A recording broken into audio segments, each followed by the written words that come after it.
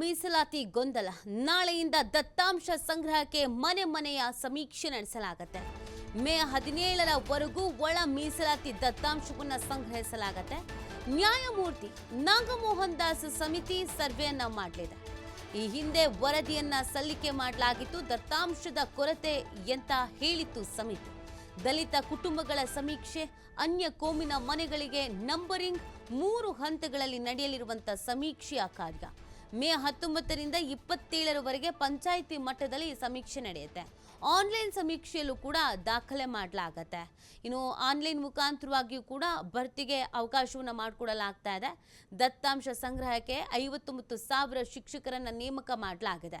So ಈ ಒಳ ಮೀಸಲಾತಿ ವಿಚಾರಕ್ಕೆ ಬಂದಂತ ಸಂದರ್ಭದಲ್ಲಿ ದತ್ತಾಂಶದ ಸಮಸ್ಯೆ ಇದೆ ಅನ್ನೋದನ್ನು ಹೇಳಲಾಗುತ್ತೆ. ಆ ಕಾರಣಕ್ಕಾಗಿ ಇದೀಗ ಅವಕಾಶವನ್ನ ಮಾಡಿಕೊಡಲಾಗಿದೆ. ಯಾರಿಗೂ ಯಾವುದೇ ಕಾರಣಕ್ಕೂ ಅನ್ಯಾಯ ಆಗಬಾರ್ದು ಅನ್ನುವಂಥ ನಿಟ್ಟಿನಲ್ಲಿ 3 ಹಂತಗಳಲ್ಲಿ ಇದೀಗ ದತ್ತಾಂಶ ಸಂಗ್ರಹಕ್ಕೆ ಅಂತ ಪ್ಲಾನ್ ಮಾಡ್ಕೊಂಡಿರೋದು.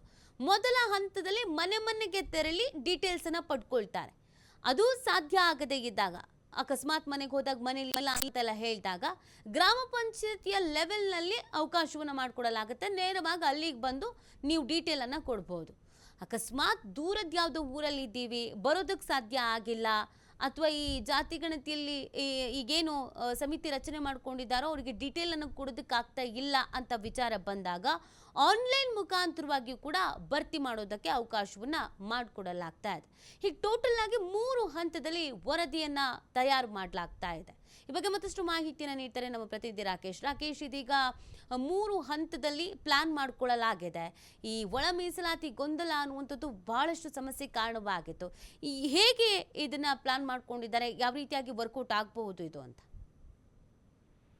ನೀತಿ ಪರಿಶಿಷ್ಟರಲ್ಲಿನ ಒಳ ಮೀಸಲಾತಿಗೆ ಸಂಬಂಧಪಟ್ಟ ಹಾಗೆ ಉಂಟಾಗಿದ್ದ ದತ್ತಾಂಶ ಕೊರತೆ ಮತ್ತು ಮೀಸಲಾತಿಯ ವರದಿಯಲ್ಲಿನ ಲೋಪಕ್ಕೆ ಹೆಸರಿನ ಹಿನ್ನೆಲೆಯಲ್ಲಿ ಈಗ ಮತ್ತೊಮ್ಮೆ ಅದಕ್ಕೆ ಸಂಬಂಧಪಟ್ಟ ಹಾಗೆ ಸರ್ವೆಯನ್ನ ಮಾಡುವುದಕ್ಕೆ ಜಸ್ಟಿಸ್ ನಾಗಮೋಹನ್ ದಾಸ್ ಅವರ ಸಮಿತಿ ನಿರ್ಧಾರ ಮಾಡಿದೆ. ಅದರ ಭಾಗವಾಗಿ ನಾಳೆಯಿಂದ 3 ದಿನಗಳ ಕಾಲ ಇದರ ದತ್ತಾಂಶ ಸಂಗ್ರಹಣೆ ಕಾರ್ಯ ನಡೆಯಲಿದೆ. ಈ ಹಿನ್ನೆಲೆಯಲ್ಲಿ ಮನೆ ಮನೆಗೆ ತೆರಳಿ ದತ್ತಾಂಶ ಸಂಗ್ರಹಣೆಯನ್ನ ಮಾಡುವ ಯೋಚನೆಯನ್ನ ಈ ಸಮಿತಿ ಮಾಡಿಕೊಂಡಿದೆ. ಇದಕ್ಕೆ ಸುಮಾರು 59,000ಕ್ಕೂ ಹೆಚ್ಚು ಶಿಕ್ಷಕರನ್ನ ಬಳಸಿಕೊಳ್ತಾ ಇದೆ.